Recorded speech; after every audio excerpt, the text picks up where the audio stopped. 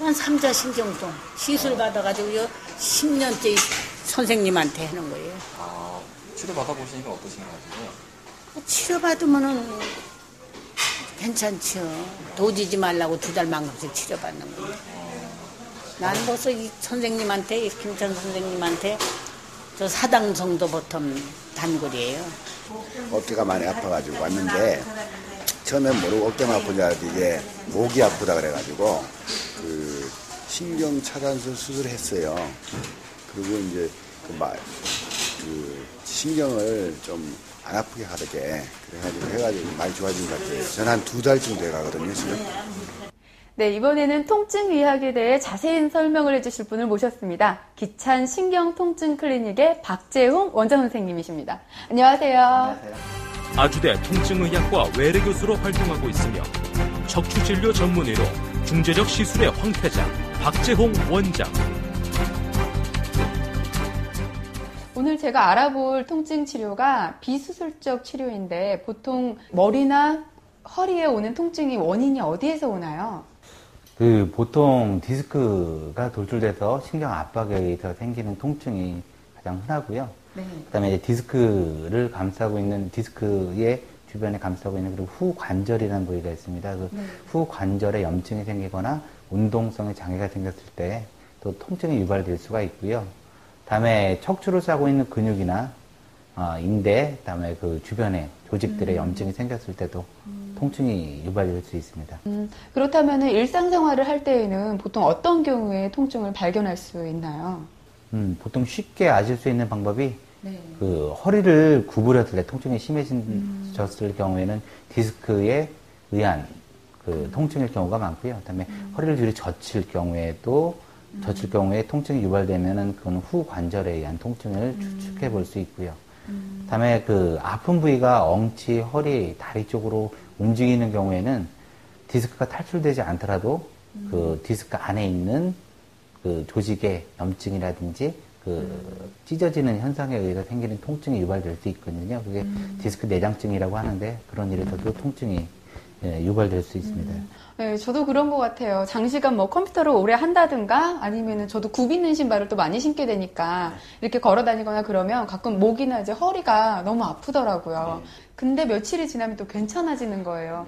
이럴 때 병원을 가야 되는지 말아야 되는지 좀 고민이 되는데 이때 자가 진단 방법이 좀 있나요? 여러 가지가 있는데요. 네. 주로 이제 그 허리를 한번 구부려 보거나 그랬을 때 통증이 심해지면 디스크 탈출에 의한 통증을 의심해 볼 수가 있고요. 허리를 뒤로 젖혔을 때 힘이 들고 아프다면 척추 후관절에 의한 통증을 생각해 볼 수가 있습니다.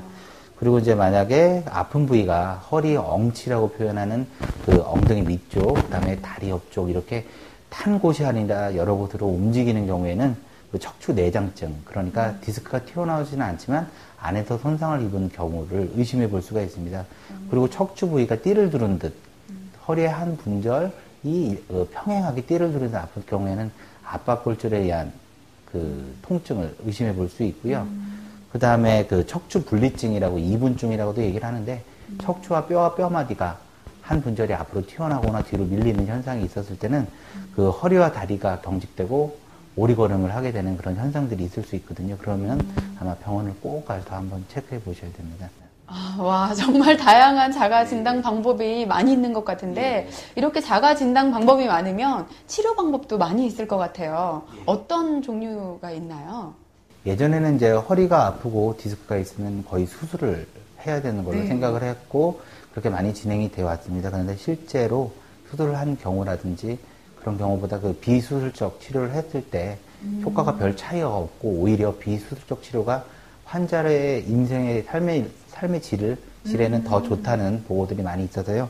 최근에는 그 신경학적으로 명백하게 이상이 있는 경우, 그러니까 소변이나 대변 장애가 생긴다든지 아니면 하지에 감각장애, 보행의 장애가 생긴다든지 아니면 이런 경우에는 수술적 처치가 꼭 필요한 경우들이고요. 그렇지 않은 경우들은 비수술적 요법을 많이 하고 있습니다. 제 원장님 말씀을 들어보니까 좀 수술을 직접적으로 하는 것보다는 비수술적 치료를 받을 수 있다면 훨씬 더 좋을 것 같아요. 그렇다면 비수술적 치료 방법은 어떤 것들이 있나요? 그 비수술적 통증 치료의 가장 중요한 목표는 환자의 기존 조직을 최대한 살리고 그로 인해서 이제 삶의 질을 높이는 게 가장 중요한 목적입니다. 그래서 요즘에 최근에 각광받는 것이 감압적 신경성형술 또는 유착 박리술이라고 하는데요.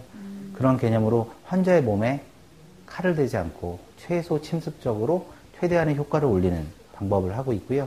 이런 분야에서 가장 이제 이런 분야를 개발하셨고 또 미국에서 그런 분야를 들여오신 분이 이제 제가 모시고 있는 김찬 교수님입니다. 그리고 저희 병원이 자랑하는 분야고요.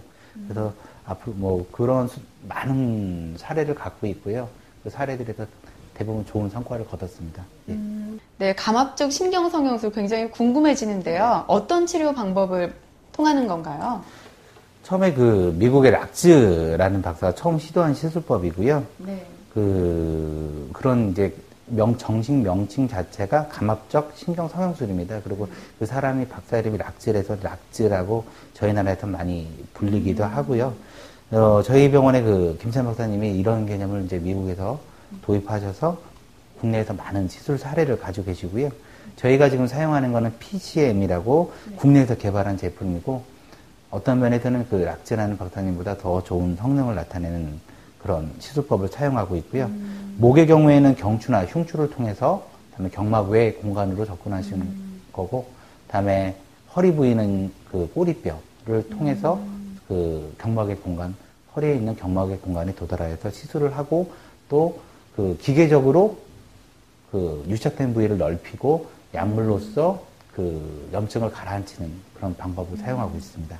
아, 그렇다면 허리 통증을 겪고 계시는 분들이라면 이 병원에서 그 시술을 받으실 수 있다라는 말씀이신 것 같은데, 그렇다면 기존의 치료법하고 조금은 다른 점이 있다면 설명 좀 부탁드릴게요.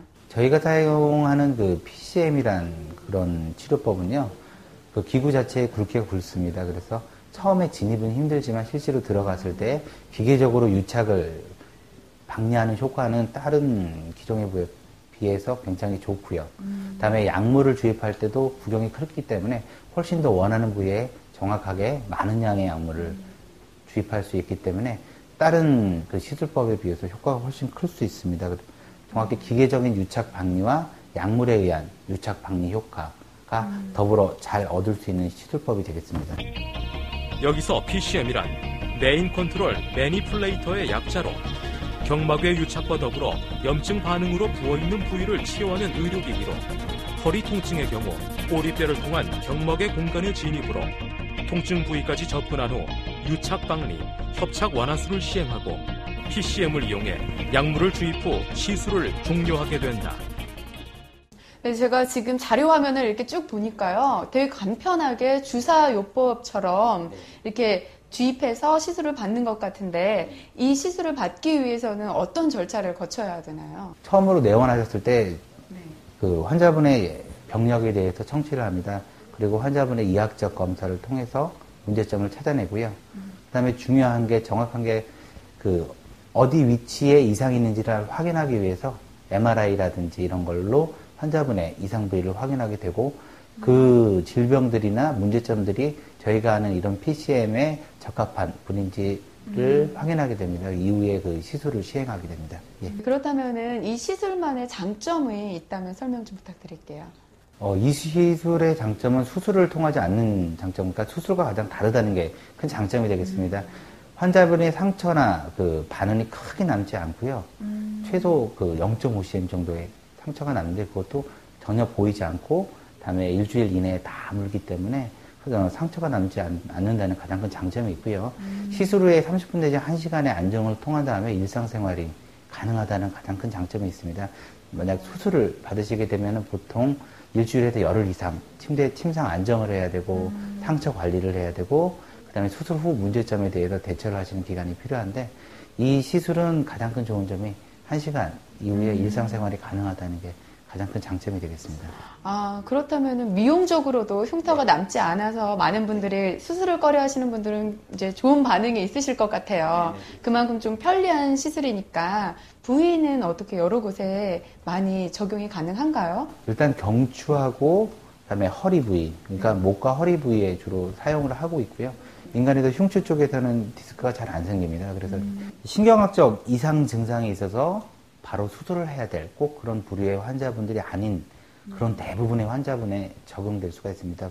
목이나 허리에 척추관 협착증이 있거나 아니면 추간공 협착증이 있거나 척추 후관절 증후군, 그다음에 척추 수술한 다음에 실패 증후군이라고 하는 수술 후 계속 아픈 분들에게 적용할 수 있습니다. 이렇게 좋은 시술이라도 또 이제 간편하고 좋은 시술이라도 추후 관리가 굉장히 중요하잖아요. 그 관리법은 어떻게 되나요? 그 목과 허리 통증은 한번 발생하면 또 치료를 관리를 안 하면 만성화로 빠질 확률이 굉장히 높습니다. 그리고 그 통증이 시작됐을 때 아무리 경미한 통증이라도 일단 전문가와 한번 상의하시는 게 중요하고요. 그다음에 일단 치료 시작된 이후에는 꾸준한 관리하고 상담 이것이 중요합니다. 관리라고 얘기하면 보통 이제 저희가 체중 조절이라든지 체중이 많이 나가는 경우에 허리라든지 목에 부담을 주게 됩니다. 그리고 움직임에 제한이 오기 때문에 체중 조절을 권유해 드리고요. 다음에 꾸준한 운동을 권유해 드리고 있습니다. 꾸준한 운동이라 하면 그 땀으로 사람의 염증 물질이라든지 배출이 가능하고요. 또 혈액순환을 도와주고 그다음에 척추나 목의 근육을 강화시켜 줄 수 있기 때문에 운동을 권유해 드리고 있고요. 또 가장 중요한 것이 자세입니다. 자세. 지금같이 이제 엉덩이를 뒤로 바짝 붙이고요. 목을 편안하게 하고 일직선하는 자세가 가장 일상생활에서도 그렇게 하셔야 이렇게 통증을 예방할 수 있겠습니다. 그럼 원장님 통증으로 고민하시는 분들을 위해서 마지막 한 말씀만 부탁드릴게요. 예방이 가장 중요하고요. 네. 그리고 이제 그 통증이 시작돼서 본인이 상담을 원하실 때 저희 병원에 오시면 저희가 친절하게 답변해 드리겠습니다. 오늘 좋은 답변 정말 감사드립니다.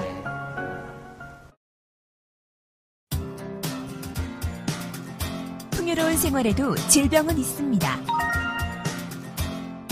운동만 하면 건강할까요? 아직도 모르신다고요? 똑똑한 의료정보 메디컬 TV. 검색창에 메디컬 TV를 치세요. 정확한 질병 정보 메디컬 TV.